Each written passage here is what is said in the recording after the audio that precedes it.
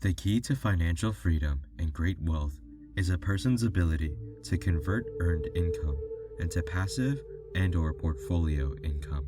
With small companies, my investment strategy is to be out of the stock in a year. My real estate strategy, on the other hand, is to start small and keep trading the properties up for bigger properties, and therefore delaying paying taxes on the gain. This allows the value to increase dramatically. I generally hold real estate less than 7 years. Rich Dad said that financial intelligence determined not so much how much money you make, but how much money you keep, how hard that money works for you, and how many generations you can keep it. American people, always in search of a bargain in the name of saving money, send that money they earn to countries that produce these low-cost bargains. That money costs them their jobs, as well as our country's wealth. The briar patch is our fear and greed. Confronting fear, weakness, and neediness by choosing our own thoughts is the way out. It's not what we say out loud that determines our lives. It's what we whisper to ourselves that has the most power. Most of us can cook a better burger than McDonald's, but few of us can build a better business system than McDonald's. He said it was better to work years at creating an asset rather to spend your life working hard for money to create someone else's asset. Whenever I feel that people aren't smiling at me, I simply begin smiling and saying hello. Magic. The next thing I know, I'm surrounded by smiling people. It is true that your world is only a mirror of you. A job is only a short-term solution to a long-term problem. Most addictions are attempts to find happiness in people's souls. It is what is in your head that determines what is in your hands. The more you need money, the weaker you become. We learn to walk by falling down. If we never fell down, we would never walk. So whenever I hear people focusing on their I don't wants rather than what they do want, I know the noise in their head must be loud. Chicken Little has taken over their brain and is yelling, the sky is falling and the toilets are breaking. So they avoid their don't wants, but they pay a huge price. They may never get what they want in life. Instead of analyzing, their inner Chicken Little closes their mind.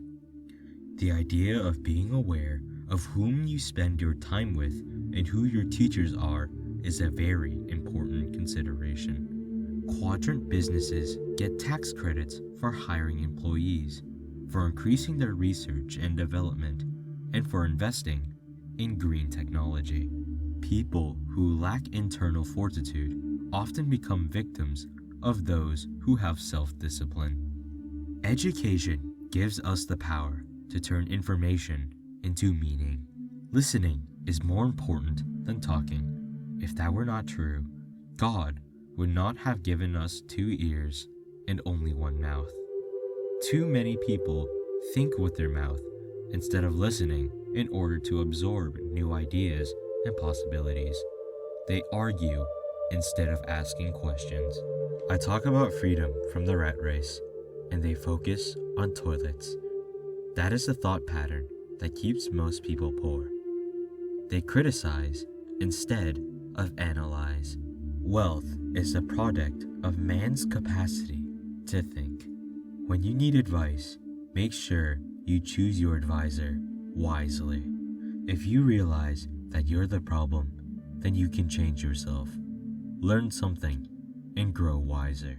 While you were in school, you got a report card once a quarter. A financial statement is your report card once you leave school. The problem is that most people have not been trained to read financial statements or trained in how to keep a personal financial statement. They have no idea how they are doing once they leave school. Many people have failing marks on their personal financial statements, but think they are doing well because they have a high-paying job and a nice home. Unfortunately, if I were handing out the grades, anyone who was not financially independent by age 45 would receive a failing grade. It is not that I want to be cruel. I just want people to wake up and maybe do a few things differently before they run out of their most important asset, time.